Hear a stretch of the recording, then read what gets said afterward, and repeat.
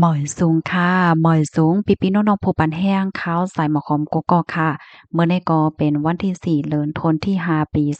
2025ในตอนรายการเฮาค่ะตอนใดเดียวเนาะปีๆน้องๆเฮาค่ะมาถ่อมด้วยข่าวเงาที่มีอยู่3ตอนค่ะตอนที่1ในค่ะแม่นางหญิง2ก่อกวาดแหล่กวาดเลนนำเสียก็ถูกย้านนำในพัดหลุดเอากว่าป้านเนี่ยค่ะข่าวเงาเที่ยงโหนึงค่ะในก็ตั้งฝ่ายฟิล์มฟ้าราศีเขาไล่ออกมาเปิ้นผ่าปันฟังเติ้นว่าเตจางมีลองแหลกลายเหมือนว่าเตยางจู้ค่าฝนยาวเสแลอันเป็นสภาวะในมันเตไลมันเตแห้งมาไหนสิให้แลจังไลฟังกันป้าจังไหนปยกข่าวแทงโหดนึงติออนพี่น้องค่ะมาถ่อมด้วยข่าวเงาลองตีในเมืองใต้อีกนึงเลยค่ะออนตั้งเปิ้นได้เข้ามาถ่อมด้วยข่าวโหในอ่อนตั้งว่าจังไหนค่ะในก็มีนางยิง2ก่อค่ะเนาะอ่อนกันกว่าแลกว่าเล่นนำนั่นน่ะก้อยกะว่านำในซ้ำกึ่งกลางหลุบนอกมาแลพัดเอาขากว่าป้าจ้อมใน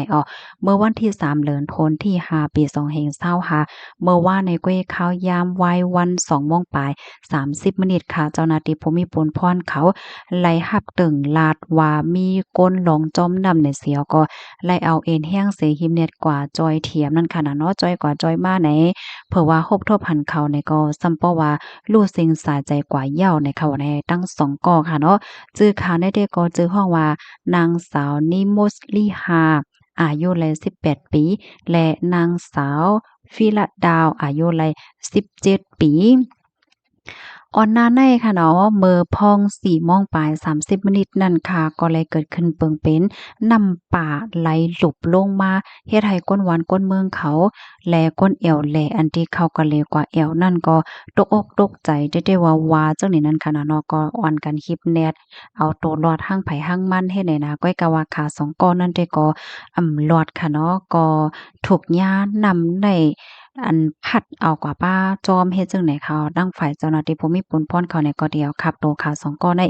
ส่งกว่าดีห้องยาเสียวก็เตกดทัดลองตั้งไล่โหยอยยำมันเปิงเป็นมันเหก่อนที่เตอาบขับโตในปัญญาติพี่น้องเฮียนหลูด้านปันกว่าจอมหนังฟิงทุ่งศาสนามีนั่นว่าจังไหนคะข้อมูลอันใดๆค่ะเลยไปเอียงมาที่ข่าวสดออกไว้นะคะอันนี้ก็ใครย้อนปันฟังเตือนถึงปันพี่น้องเฮาค่ะเนาะจื้ออัน ไหลใจกว่าแลนำแลนอกเนาะบ่เหลียวได้บางทีฝนก็ตกมันหนังแม้นนำจังได๋บางตีเฮาคักกว่าแลกว่าแลนั้นมันมีฝนก้อยกะว่าตั้งโขนนำนั้นมันส่ำจังมีฝนแหน่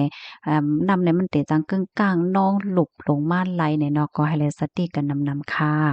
ลูกที่ข่าวง่าโหในเสแลกำในแต่ย้อนอ่อนเอาพี่น้องค่ะมาถ่อมด้วยข่าวง่าโหในอีกหนึ่งค่ะ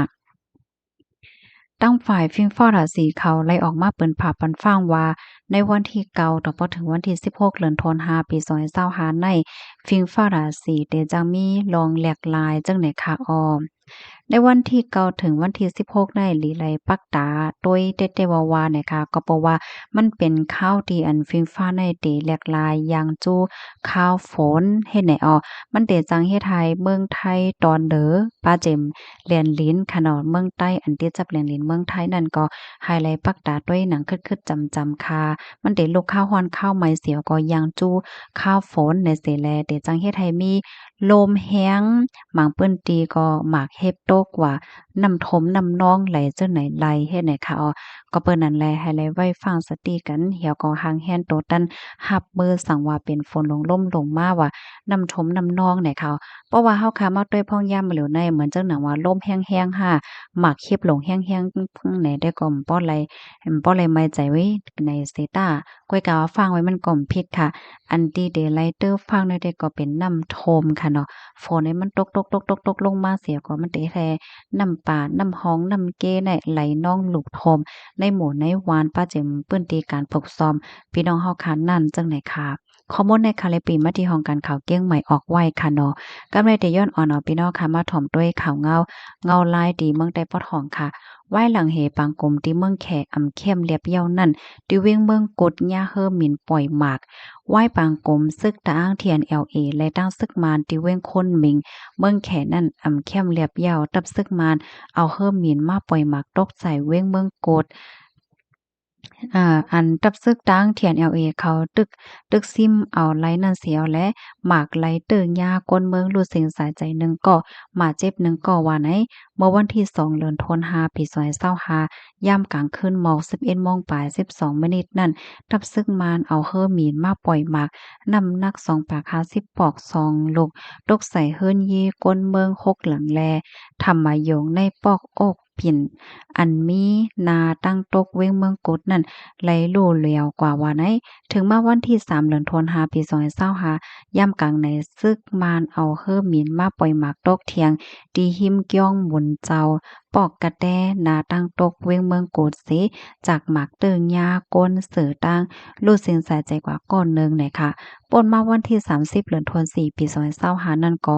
ซึกมานเขาเอาเฮ่อหมินปล่อยหมากน้ำหนัก2ปาก50ป่อง2ลูกตกใส่ได้แก่ติดเสียงก้งและหวานเกี้ยกปกอันมีนาตั้งตกเวงเมืองกดนั่นว่าจังไหนเอาจ้อมหนังตับซึกเทียน LA เขาออกเลขไว้ว่าในปาง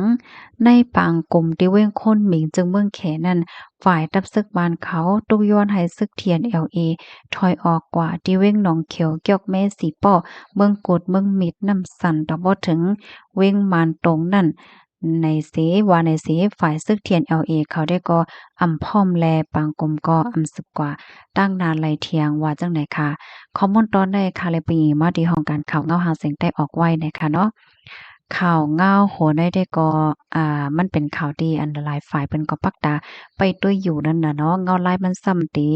เป็นกว่าจึงหือเที่ยงเจ้านายเฮ็ดให้ค่ะคาเนี่ยก็เป็นข่าวเงาเฮาคาตั้ง3ตอนดาในตอนรายการเฮาคาตอนในเนี่ยค่ะพี่น้องค่ะถ่อมกันอยู่ที่ไรตั้งไหลพองคาต้องตักมาไหลค่ะนะอบโอ้กันไลจังไหนค่ะเมื่อเลียวเปิ้นติอันพี่น้องค่ะอยู่นั่นเป็นจึงหือพองจ่องมันไม้ค่ะจ่องฝนตกนะคะก็ใครย้อนฟังถึงปันพี่น้องค่ะไฮไลท์สตีลองนำถมนำนองป้าเจมลินกวนลินปังนำเสกัมค่ะเนาะไก่เพ่ไฮไลท์จังไว้เพ่ไว้ก่อนให้ไหนคณะเหมือนหนังวัดไว้ข้อของเงินคำพี่น้องเฮาค่ะนั่นไฮไลท์สตีป้าก็มันย้ำนำว่าไหนค่ะเนาะยินจมนำค่ะย้อนให้อยู่เลยกินหวานและหลอดเพ่กันค่ะหมอยสงค่ะ